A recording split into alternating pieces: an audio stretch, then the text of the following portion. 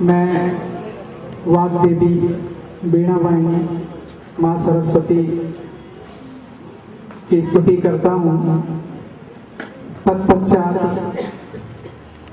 मंच पर आसीन विशिष्ट अतिथि महोदय परम श्रद्धेय डॉक्टर बघेल सर, मंच पर आसीन परम श्रद्धेय एस.एन. सिंह सर, परम श्रद्धेय दादा चाचा जी, पूजनीय पिताजी, सबको प्रणाम करता हूँ मैं।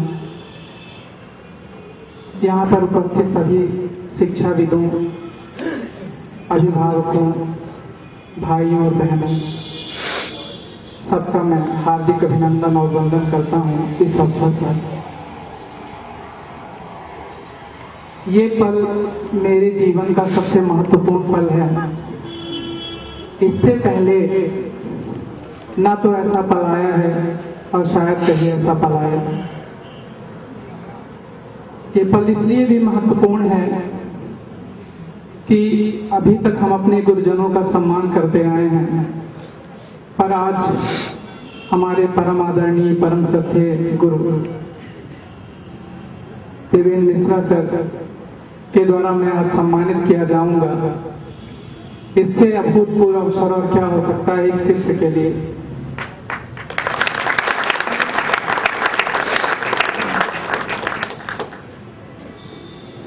इस सफलता के अवसर पर मैं उन तमाम लोगों को अपने भावना सुमन अर्पित करना चाहता हूं जिनका इस सफलता में महत्वपूर्ण योगदान है।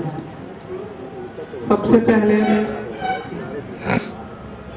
इस सफलता को मैं, ये जो है देवेंद्र सर के शिष्य हैं, इतना समय मुझे लगा, 5 साल का समय लगा इनके पास आने में, और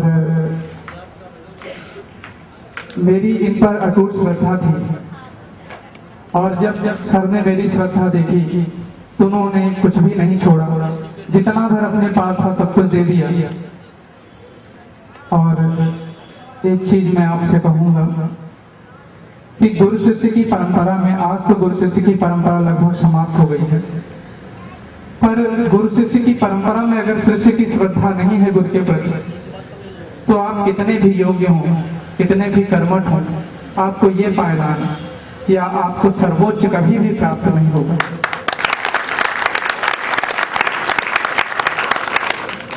मैंने इनके सर के प्रति मेरी अगाध श्रद्धा थी, और मुझे पता था कि दुनिया में और मुझे कोई नहीं बना सकता सर के सिवा।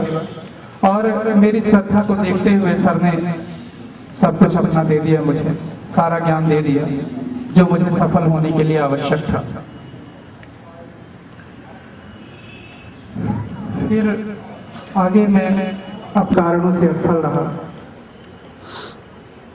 इसके बाद मैंने बीएससी किया, और उसके बाद फिर मैंने एलएलबी किया और तैयारी चालू की सिविल जज की। जो सिविल जज की तैयारी मैंने स्टार्ट किया, और शुरू में मैंने सोचा था मैं सिविल जज बनूंगा। 2 बार मेंस दिया सिविल जज का, और कुछ टफ है, उसकी शब्दावलियां काफी कठिन है और एक उबाऊ सब्जेक्ट है। इस कारण से मेरा उतना इंटरेस्ट नहीं रहा। फिर मैंने सर से बताया, सर मेरा इंटरेस्ट नहीं है इस विषय में। तो सर ने कहा कि ठीक है, इसमें नहीं है तो तुम पीएचडी में लग जाओ। और मैंने पीएचडी की तैयारी जो है 2008 में चालू की। 2005 की जो पीएचडी आई थी उसमें मैं असफल रहा। पहली प्रारंभिक परीक्षा में ही मैं पास नहीं हुआ। 2008 की पीएचडी में मैं इंटरव्यू तक पहुंचा, और 2009 की परीक्षा में आपके सामने हूं। जो भी पूरा विश्लेषण किसी योग्य व्यक्ति से कराना चाहिए। सर ने मेरा विश्लेषण किया और मेरी कमियां बताई। मैं आंख बंद करके वो सब कर क्योंकि मैंने सर को समर्पित कर दिया था, मैंने स्वयं को सर के प्रति।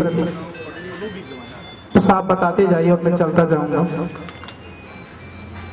ये भगवान कृष्ण की तरह मुझे राह बता रहे थे और मैं अर्जुन की तरह चल रहा था और मैंने लक्ष्य को जो है भेद दिया।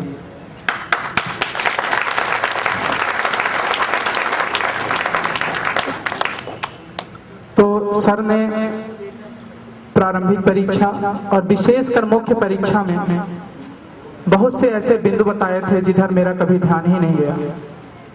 प्रारंभिक परीक्षा जो इससे पहले की पीएससी थी जिसमें मैं इंटरव्यू पहुंचा, उसमें बहुत सारी कमियां रह गई थी और उसका हमने पूरी ताकत लगा दी और मैंने भी उसको सीखने में भी कोई कमी नहीं की और मैं आश्वस्त था कि मुझे कोई ना कोई पद निश्चित रूप से मिलेगा, लेकिन डिप्टी कलेक्टर मिलेगा सोचा तो था, लेकिन बस समझ लीजिए एक सपना ही था।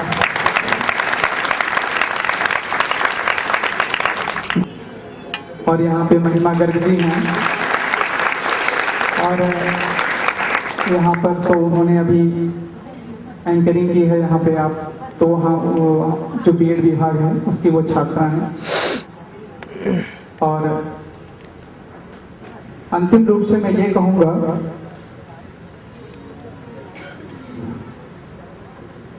फिर मैं गुरु पे लौटूंगा। इस सफलता में जो सबसे बड़ा योगदान है वो हमारे गुरु जी का है, परम आदरणीय श्री देवेंद्र सर। गुरुकुल परंपरा, गुरु और शिष्य की परंपरा में यह बात थी कि शिष्य जो है अपने गुरु को गुरु दक्षिणा देता था। वैदिक काल में 8 वर्ष के बालक को परिवार के द्वारा शिक्षा प्राप्त होती थी कि शिष्य के रूप में वो मेरी भेंट को स्वीकार करेंगे।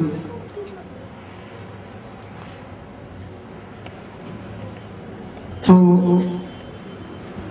इस अवसर पर मैं अपने सर को, मैंने ये सोचा कि ट्रेनिंग के बाद मुझे जो है वो शासन की तरफ से वाहन मिलेगा, 4 व्हीलर मिलेगी। तो मेरी ये हार्दिक इच्छा है कि उस वाहन में चढ़ने से पहले मेरे गुरुदेव जो है वाहन में चढ़े, 4 व्हीलर में चढ़े। अपने पैसों से अपने गुरुजी के लिए मैं 4 व्हीलर खरीद कर अर्पित करूंगा। गुरु दक्षिणा करो, जो भी उनकी पसंद रहेगी। और मैं फिर से यही कह रहा हूं कि गुरु शिष्य का जो नाता है वो जन्मों जन्मों का होता है और आज मैं धन्य हो गया आप सबके बीच आया और ये पल मुझे जीवन अनुरोध करूंगा कि इससे ज्यादा मुझे खुशी तब होगी। इसमें मैं एक चीज आपसे कहूंगा, आपका जो जन्म है, मेरा जो जन्म है, वो एक इंसान के रूप में हुआ है। तो अपने गुरुजनों, अपने माता पिता, अपने कि मैं जैसा इंसान हूं तो मैं इंसान बना रहा हूं। सबको आप आशीर्वाद दीजिए कि मैं एक इंसान बना रहा हूं। आपसे मैं कहूंगा जो सज्जन यहाँ पर उपस्थित हैं, आप अपने अंदर के इंसान को जगाइए। मैं कोई बहुत बड़ा सेवा करने वाला नहीं हूं, फिर भी क्षमा चाहूंगा। यहाँ पे जो 2-3 दीदी बैठे हैं, शिक्षाविद बैठे हैं, उनको, अपने सभी भाइयों और बहनों को हार्दिक धन्यवाद देता हूं कि उन्होंने अपना अमूल्य समय दिया और हमें कृतार्थ किया। मैं आशा करता हूं कि ऐसा अवसर फिर से आएगा जब नीलांबर मिश्रा के बाद कोई डिप्टी कलेक्टर बनेगा। धन्यवाद।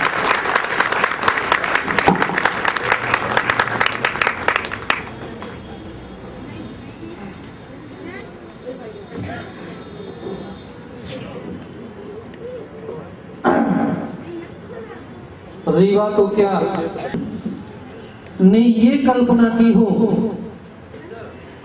कि शासकीय वाहन में चढ़ने से पहले मेरे गुरुजी मेरे खरीदे हुए वाहन में चढ़ेंगे। इस चीज के लिए मैं एक बात सुना नीलांबर जी को नमन करता हूं, गुरु और शिष्य की इस परंपरा को नमन करता हूं।